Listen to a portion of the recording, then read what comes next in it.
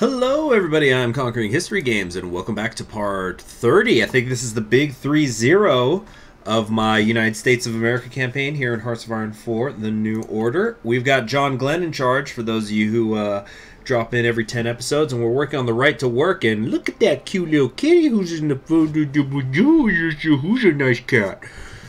Looks so familiar, can't put my finger on it. Anyway, hey, Gus Hall's got 9% popularity. I wonder if that has anything to... So we've got a lot of good trends that are going on here. I really would like for us to get out of our poverty rate here, get it back up, because we can even get to the 15 to 25% poverty rate. That's going to increase our construction speed by 10%, which is obviously very good. By the way, our national debt is starting to catch up with the GDP. Don't think that I haven't noticed it. It's happening slowly, but it is in fact happening. I do see it. Yeah, no liquid reserves at all anymore, but in terms of our nuclear reactor program, the whole West Coast is done, so there's that. Not Alaska, of course. NPP runs a miserable campaign. Oh, I'm going to show them the meaning of misery.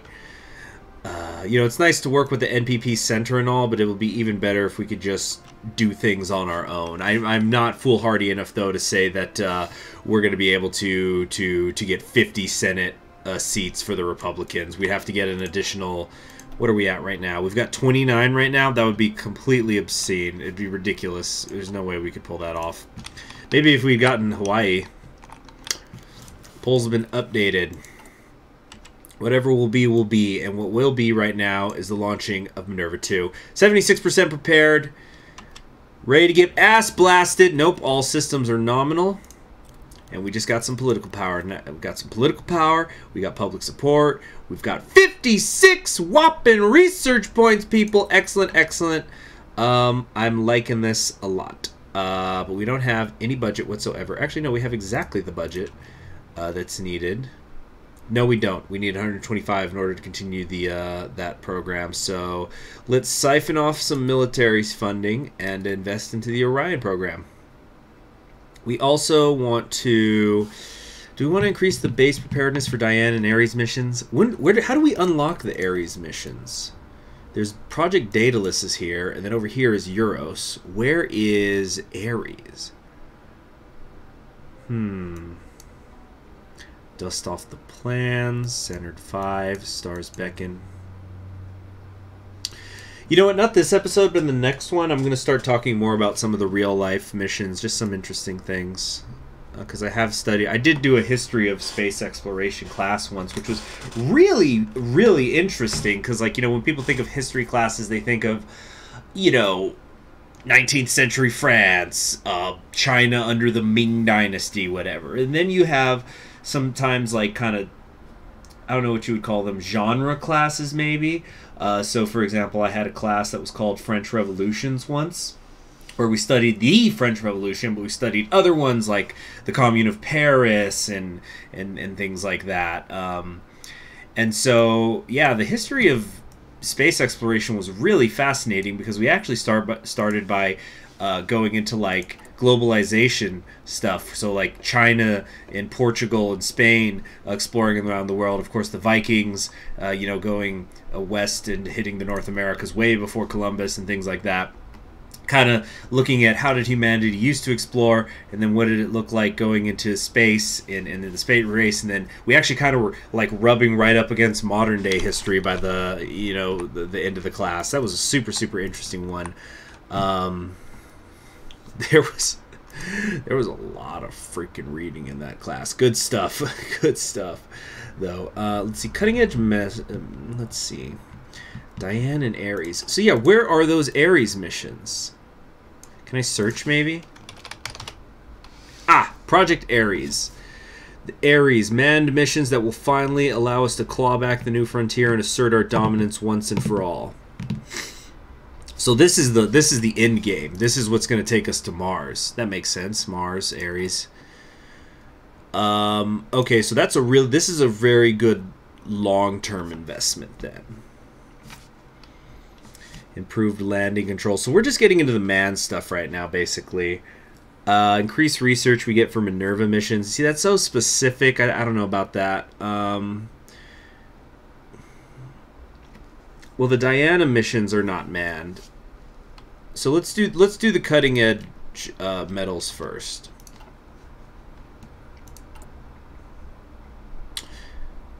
What? How long's Iraq been at war with itself? Wasn't that supposed to spark the oil crisis? I don't see it here. I don't see it there. Is this because I invested in oil in Texas? Like, well, it's because I did infrastructure everywhere, but am I not being hit by this right now? Because look at this. I got like hundreds of... I got almost 400 oil in Texas alone. Or... You know what? I'm going to admit I don't actually know how the oil crisis works. Is it... Maybe it's not Iraq specifically. Maybe it's just like if it's there's too many wars in the Middle East combined going on, that's what causes the crisis. Because I know I've seen it start without Iran blowing up. Very curious. Okay, what was I doing? Yeah. So cutting edge metals. We're having... things are kind of a toss-up here in New England and the East Coast. This could be a heck of a coup if we manage to steal all these from the NP Center, but they basically vote with us anyway, so the Senate race is ultimately not that big a deal. Okay, so now we're going to have a new bill up, right? Now that we just did that. Boom! Labor Reform Act. The Glenn administration has... Hold on. The Glenn administration has reviewed... Dang it. A wealth of labor laws and found that right-to-work laws need to be dealt with in some manner. Conceptualized before the start of the Second World War, right-to-work laws safeguard the right for employees to not have to become a part of a labor union associated with their trade. Though it looks fair for the worker by allowing employers to not demand such requirements from their employees, they have been a great deal of issues stemming from them. Namely, many employees have taken the benefits that the labor union provides for the company's employees without paying any of these sacrifices as the union member employees do. This is an unfair and unjust practice, and right-to-work laws have continuously allowed for loopholes within a variety of blue-collar trades that cannot continue any longer. You know, so Texas is a right-to-work state, and I do remember when I was younger, my sophomore year of high school, the teacher I had that semester, actually he was kind of like the weakest of my history teachers I ever had. But he would without discussing how I personally feel about it, he would talk about right-to-work. He explained it to us, and he was a big-time union guy, which, you know, he was a teacher. Teachers' unions are, like, they're always trying to get more, you know, that's a big thing. So anyway, and he hated the idea of free riders in unions. And then many years later, I found out that he was like the head of the... Well, he became, I guess eventually, he became the head of the Clinton campaign here in El Paso, Texas, or like, you know, the chapter of organization. Because, you know, there's levels of organization. So that was really interesting to find that out. So... Wow, not every single Republican supports the bill, but we've got 26 here, we got 14 from the Democrats, that puts us to 40, and then we got almost the NPP Center, and even one of the far-right senators is working with us. It must be the same one every time. I wonder who it is. So we've got it. It's in the bag. We don't even need to do anything else. So what am I going to do, though? I haven't even been thinking about that. Like, I've been just trying to rush down here. So we got 2 months. That's going to put us in September. Plenty of time before the election, the Senate elections. What's this? Rapid advancing technology, prices of pharmaceutical companies. We're going to get an event. I don't know what that event does. We wouldn't be able to do unkept promise anyway because we're trying to pass something else right now. Dragging our feet on this could have dire consequences for administration. Okay, so once we're doing unkept promise, it's going to be like up here. We got to kind of run through it once we've started. So let's think about, do we want to work a little bit on the center tree, maybe start getting ourselves towards ready for anything, or pathway to the sky or something. You see, what I don't like is that neither of these events, they're just events. I don't know what they are going to do, which is troublesome. Mission rewards and base preparedness of manned missions will increase. The Euros program is unmanned. Buffs to rocket construction and air range will be unlocked. We shall have it all. We're the only rightful nuclear power. Yeah, I think we can wait on the nukes. That's definitely my lowest priority right now. Of course, eventually I want to, you know, this will be the last thing. This is going to be the culmination of the entire campaign, but we're already steadily increasing, and plus, once we move to that apocalyptic level of nuclear stockpile, it's going to be incredibly expensive. This is, let's see, 35 days to just get a flat 250 million. That's pretty nice.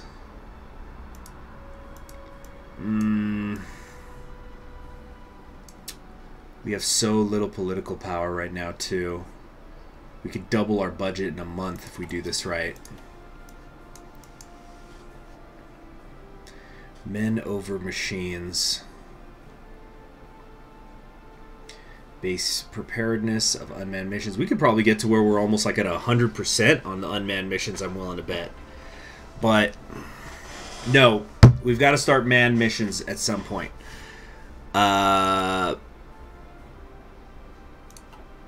Pathway to the sky. Let's find out what this is. Our greatest hurdle is not gaining altitude, it is attaining the speed necessary to maintain those altitudes, and reaching higher orbits, such as that of the moon, will require greater speed or increased quantities of propellant. Whichever approach we decide on, we need to continue our development of rocket technology to get back on parity with the other superpowers. The capsule is critical to keep the astronauts alive. The avionics are necessary to direct the rocket, but the propulsion system is the most important part of the rocket to get it anywhere. We require an incredible amount of power to reach orbit, and to go further, we must continue to refine our approach. So, rocket stuff. Let's find out what that's about. Maybe better rockets will make the missions cheaper or something? I don't have a clue, actually. Military austerity, we're going to keep doing that. It's really not much, but every little bit counts, right? I'd lower the civilian spending too, but that's going to hurt the construction. So many reactors to go. Goodness gracious. Oh, well, I thought I had water in this mug. Guess not. It's okay. It's 18 minutes. Actually, no. I'm gonna be right back, guys. I'm just gonna go get some water. Oh, now the Civil War has officially begun. So I guess they just broke up, but were peaceful. Anyway, be right back. Okay, we're back, and we've got water. So now, if you're interested in reading about the space race, meaning specifically the race between the United States and the Soviet Union, I would recommend, if you're kind of looking for something casual, not like a dense history tome, because whenever I recommend books to people, because I know that you guys are, you know, who are watching this, you're 30 episodes into a mod of a grand strategy, autistic map painting simulator game. You're probably a little bit more into it than most, but I like to generally recommend more casual reading that people will find interesting. So in that, like, you know, less footnotes, more pictures occasionally, story, narrative driven. So I would say I think space race. Oh, I friggin' jinxed it, didn't I? Oil crisis has begun. The death of Chairman Enrico Mattei. Oh, so that must be the official trigger whenever this Italian dude dies. Or I could be wrong. Nothing good can come out of this. People do not want words. They want the sound of battle. The battle of destiny. Oh, Nasir. It's okay. With your smile, I feel as if I have wings. What a great portrait they chose for him. The machine falters. Like any... I'll read this and then I'll talk about the space race. Like any machine engine worth the name, the American economy functions on a continuous flow of oil. Petrols, kerosenes, diesel fuels for trucks, planes, ships, and cars. Naphtha and gas composite many chemicals, and they heat many homes. Whether from rigs off the Louisiana coast or the bountiful wells of the Arabian Peninsula, cheap oil is the linchpin for keeping the world's strongest economy strong from the bottom up. In one sunny day in the turn of the decade, oil prices quadrupled to $12 a barrel. This is the part where I look at the camera, and then I look back and keep reading. Like an engine with neither lubricant nor fuel, the world's strongest economy sputters to a sudden stop. Wall Street, the dovetails, cataclysm poised to stunt, even reverse a decade of growth. The buck has now landed on the Resolute desk. When and how shall its occupant respond? The president wonders as party and people do. The focus tree will change. Okay, so we're gonna... Oh, you canceled me? Do I lose the... Is the space race gone? What just happened? No, it's there. What's going on? Oh, because it all has to be well. Like an oil well. But seriously, what the F? Okay, it looks like we have another temporary tree here. Okay, at least it's small. 21 days, 21, 21, 21, 21. This is going to take us past election day. Okay, so 1, 2, 3, 4, 5, 6, 7. But they're each not quite a month. So subtract 7 weeks. Okay, so it's going to take us... I think we can get this done before the end of the year. Wait, no, August, September, October, November, December. So we're going to get this done about the end of the year. Roughly Christmas.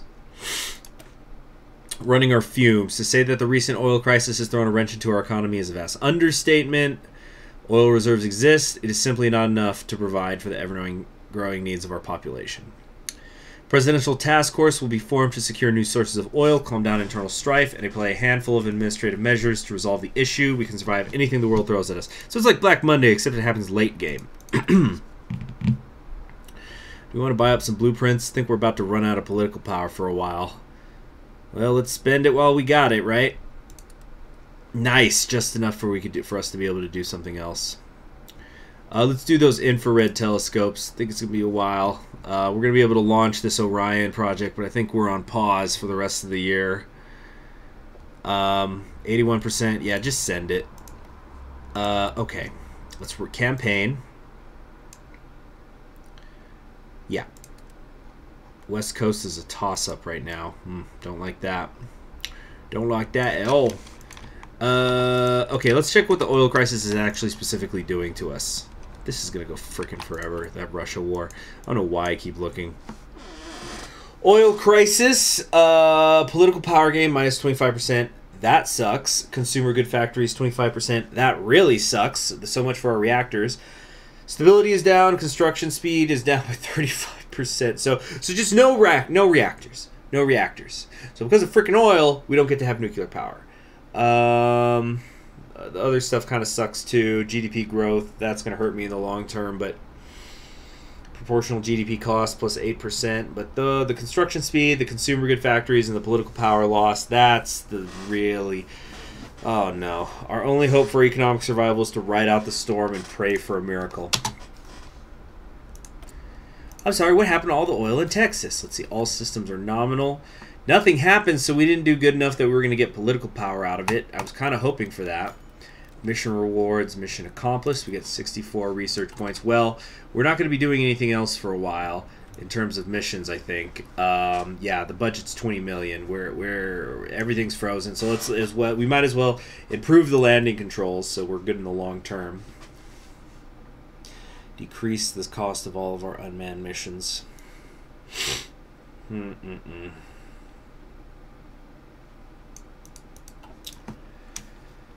Okay, let's talk about the space race. Space Race by Deborah Cadbury. It's about the U.S. versus the USSR in terms of dominating space, but it actually begins in Germany, so you learn about like the V2 missiles and you know how von Braun got out and stuff like that. But it's a really fun book. You know, the guy, or the woman I should say, it's Deborah Cadbury. She you know, she incorporates quotes as like dialogue sometimes, like it's because it's kind of like you're reading an oral story being read to you or something. And there'll kind of be quote unquote flashbacks where like somebody will be introduced to the narrative and the narrative will sort of pause and then it says like, okay, let's talk about who you know, Robert Staver is for a little bit, now that he's entered the story and is meeting von Braun. But it's you know, it's good. The edition I had a bunch of pictures in the middle too, and I know that like in the Keep It Casual people like pictures, so there's like pictures of Yuri Gagarin and stuff. But I remember there's pictures throughout the book too, and I remember there was this one funny political cartoon that was in there where because you know how the chimps went into space, so there was the political cartoon was something like astronaut training school, and the chimp was the teacher talking to the astronauts, and it says, so once you're about you know, 90 hours in space, that's when you're going to start feeling a craving for bananas. So that was just really funny to me. But you're going to learn, you know, I think the Soviet side was really interesting because, of course, I'm an American, so I never really learned much about the Soviet space programs until college, really. I just knew it's like, oh, it was always just we were racing the Soviets and then we beat them, and it's like you never heard about anything that they did, not even bad things, like you know, they did lose cosmonauts along the way, but it was just nothing.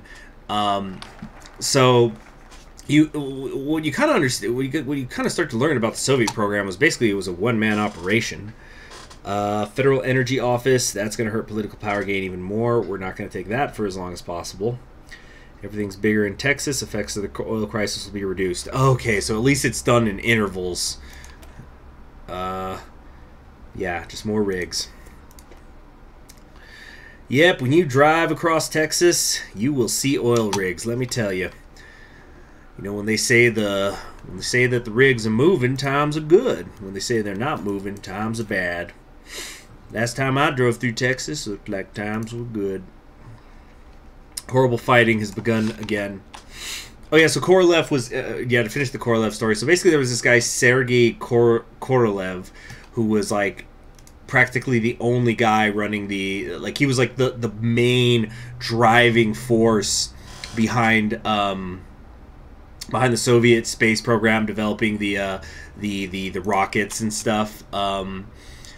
And he'd actually been arrested by the Soviet Union at some point earlier in his life, but you know, of course, he ends up becoming like super important to them. And he dies in '66, and that's kind of the turning point where the Soviets just can't keep up anymore. But like, they were so paranoid about like the CIA or something assassinating him, that like people who worked in the Soviet space program didn't even know his name. Like they would just call him Chief Designer, or like they'd call him Sergei, but nobody knew his last name. But it was mostly just like, this is Chief Designer. That's it. So it's like if you call the president just president, like president what? You know. Anyway, interesting guy. The only thing older in the Middle East than the land itself is the people. They've wandered the sands for 1,000 generations and will certainly do so again after the fall of the last city. They are entrenched. Yeah, it's just talking about like been doing this forever. Blood is once more. Blood is on the sand. They've risen up. As the Middle East embroils itself in bloodshed, the policymakers in Washington debate about what action to take, and our men in the Middle East are airlifted to safety. One thing is certain, it is happening again. The Wheel of Ages turns once more. Oh, I felt that in my gut. Minus 125 political power and 5% stability. Ugh. And I just know, I'm sure that you guys have told me in the comments in the last episode that I probably spent way too much political power dealing with the crisis with Glenn and the thing. I probably could have just done the staffer. That would have been like 4 political power, maybe like, or I don't know, maybe it's just inevitable that you got to go all the way to the Neptune stuff. What is this? Yeah, whatever. And I'll explore it on my own time probably, just so I can really kick myself in the ass about how bad this is all going. No one said it would be easy. Freaking Kennedy, when he said we were going to the moon, it still took almost 10 years. Nixon was the one who was president when they put the flag on the moon. So maybe Glenn won't live to see us get to Mars. Well, not live. Oh my gosh, that's ominous. I meant, are we going to have to change the Constitution? Are we going to have to get Glenn a 3rd term? Wait, can he have a 3rd term? I just thought, let's see, he gets reelected in 72. Let me think here for a second, actually. There was no FDR in this timeline.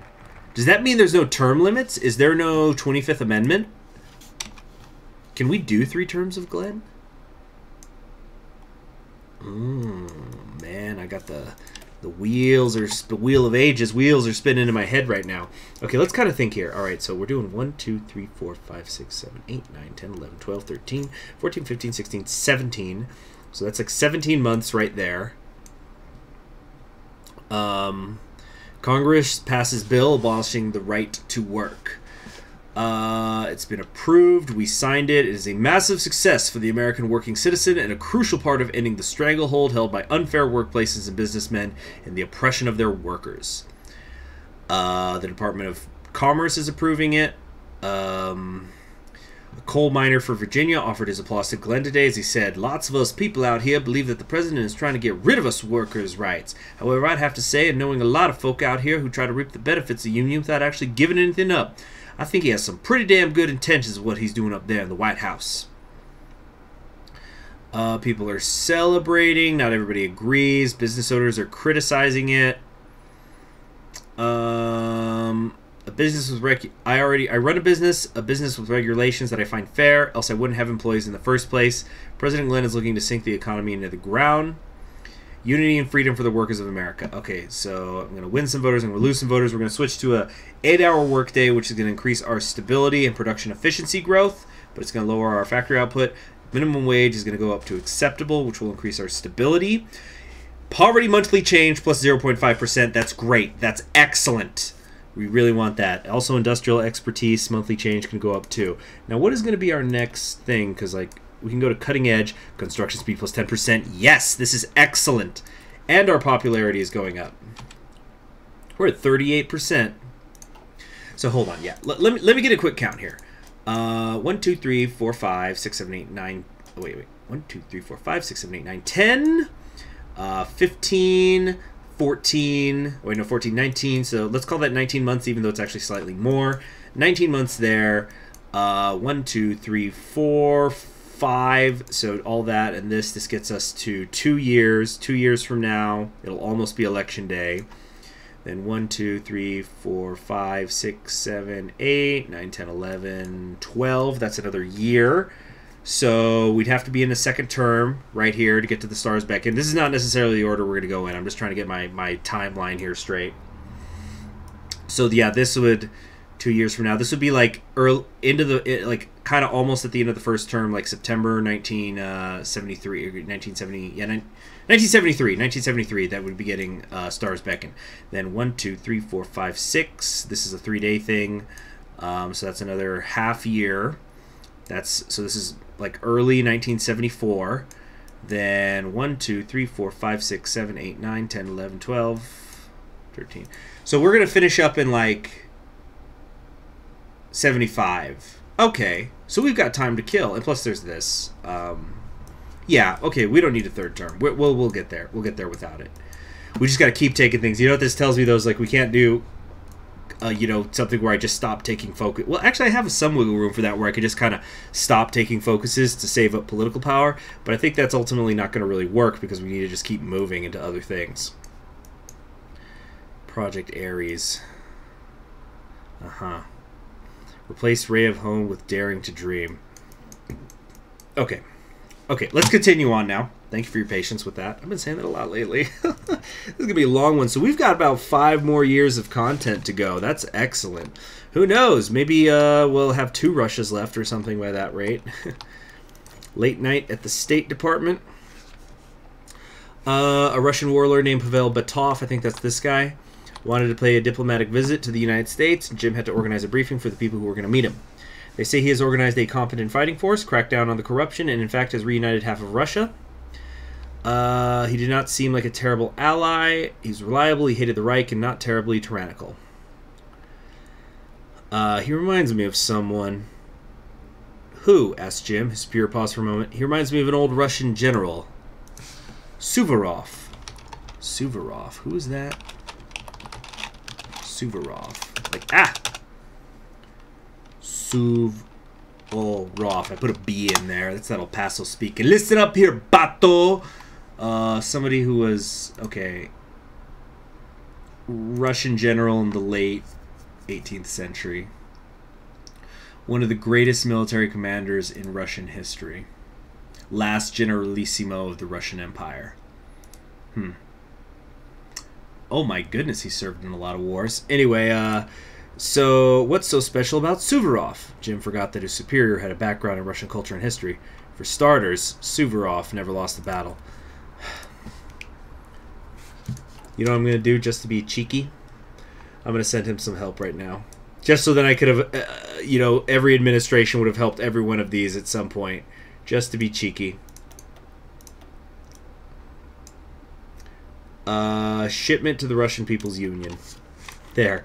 Now we can say we've done it with, we've supported everybody. Okay. What were we doing now? Yeah, we're setting the prices. So, yeah, this is just going to take a few days.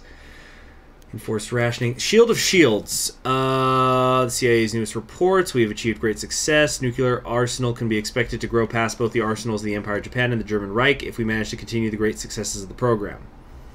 A wall to protect our nation and people. The economy grows stronger. Nice. Fuel capacity, fuel gain per oil. Sure need that right now. We're going to begin to rapidly improve it. Okay, this is good. Wow. We're getting a lot of benefit, I think, just from taking that first power of the atom. We haven't even done any of the other stuff yet.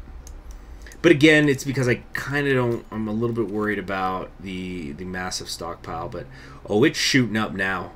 Monthly rate of 8. It's still going to take a few years, but we're going to get there. But Toff made it to Washington. He was a soldier, no more, no less, and he did not feel suited for this sort of work. He felt he was wasting his time here. It was all very exhausting until the men from Washington brought him to Arlington. He was as solemn as he could be, but they were essentially passing through hollowed ground. Some graves were as old as the Civil War, and others were as recent as the South African War. He marveled at it. They arrived at the tomb of the unknown soldier. The guide had time for their exploration well since when he had finished. It was time for the changing of the guard. The Sentinel did the whole routine when it was all done. Let's see. The Bethoff asked for a bathroom and promptly left. What did the High Marshal say to you? The High Marshal is very grateful that you've had the generosity to showing Arlington's cemetery. He excused himself to be alone for a few moments. He will be back shortly. What did he think of Arlington? He was deeply moved and told me he wished the people of Russia could do the same. A soldier does not weep, he sobs. I'm not quite sure I understood that. So was the translator like... Because it's... Okay, the language of that event said that Bethoff said something to the translator, comma, asked for the bathroom. So I don't think that the translator was lying, but I think that could also be interpreted as that, like, he really did just ask for the bathroom, and then the translator's just going like, oh, he loves this place, it's amazing, he's so moved, he's in the bathroom crying. Yeah, I don't know. So the NPP ran a good campaign. Well, we can do that too. State of NASA. A little tight right now, a little bit tight. Kind of have an oil issue going on. Should we? You know what? We're going to hit the West Coast. Nah, there's more in the Central East Coast. Let's do that. Okay, I think that's it for today. All right, in the next episode, we're going to... Obviously, it doesn't look like we could do anything except work on the oil crisis. None of these other things are available to us. But we're going to get that done, and we're going to also have the Senate elections. Hopefully, we can secure more directly Republican voters. But the thing with the RD is that a lot of those RDs are Ds who we're not actually working with right now. So it's going to be a little interesting to see what the Senate breakdown is going to look like then. Yeah. Okay, anyway, I'm Conquering History Games, and I'll see you all next time. Have a good one.